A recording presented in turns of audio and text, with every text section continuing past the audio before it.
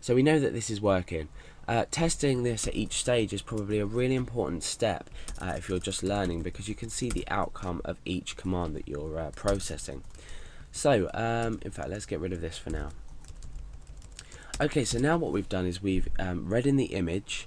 We haven't read in the image itself, but what we've done is got the image size from the image file name that we've specified. So we've got the width and the height of this image. Now what we need to do is we need to specify a new size for the image, because obviously the point of this tutorial is we're scaling this image down to thumbnail size. Now we have a few issues. We can't scale it down by a percentage because the file that we read in could be, say, 2000 by 2000 pixels, or it could just on its own be, let's say, 100 by 100 pixels, or it could be 50 by 50 pixels, etc. So our file size that we read in could be any size. So what we want to do is create the thumbnail to an exacting size, or a more or less exacting size. We don't want to scale it down a percentage, because if we were scaling down a percentage of an image that was 500 by 500, let's say by a very small percentage, you'd end up with a very small image. However, if you were scaling down a 2000 by 2000 by a very small percentage, you're going to end up with a bigger image than the first example I've already talked about. So hopefully this makes sense to you, and we need to understand this before we start writing out our new size of our image, because we can't just say divide it by a certain amount. Okay, so we're going to create a new variable called new underscore size, and what we're going to do in here is a few calculations that I've played around with myself to get this working. So because I'm not amazing at maths, I can't explain to you why this works or why it doesn't, or no, why what works, because it does work.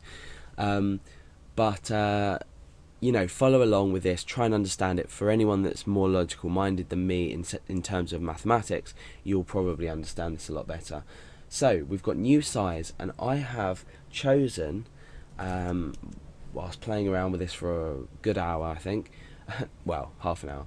So I'm basically going to say image width, and then I added this to image height. So let's just space this out so we can see what we're doing.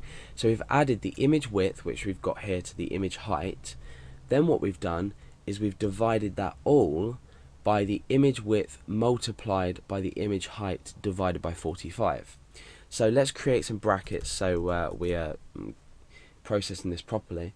So I did image width, and then I multiplied it, and then another bracket in here, so we're multiplying this by the image height times times by 45. So we've got image width add image height divided by the image width times the image height times 45.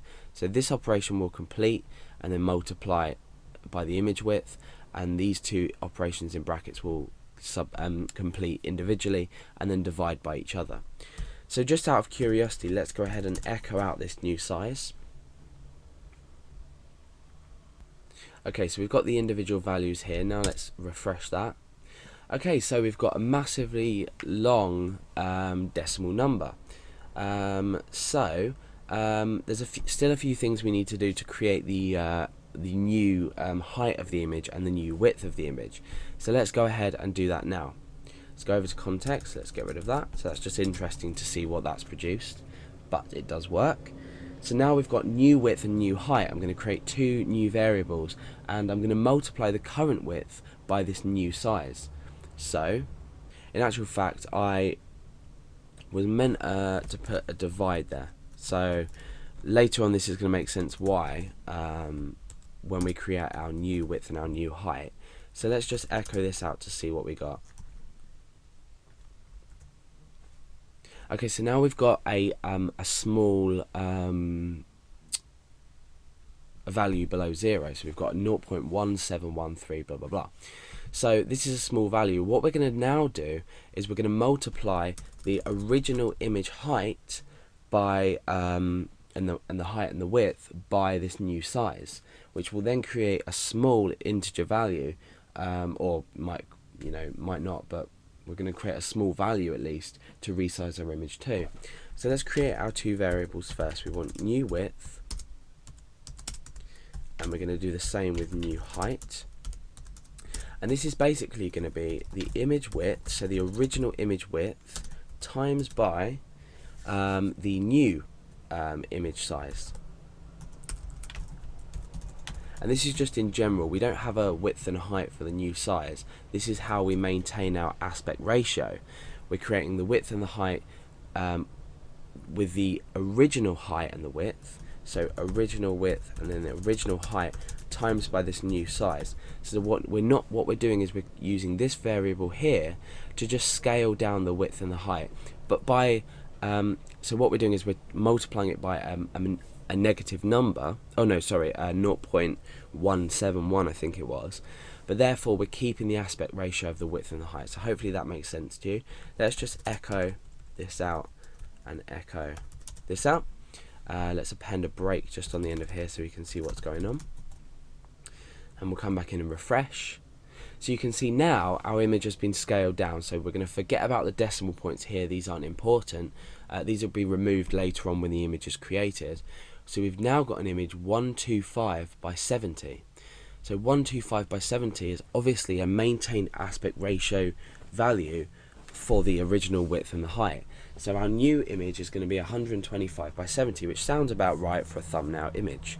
So now what we can test doing, if you'd like, is test, well, I'm not going to do it in the tutorial, but test loading in with this code a really large image and see if you get around the same size back.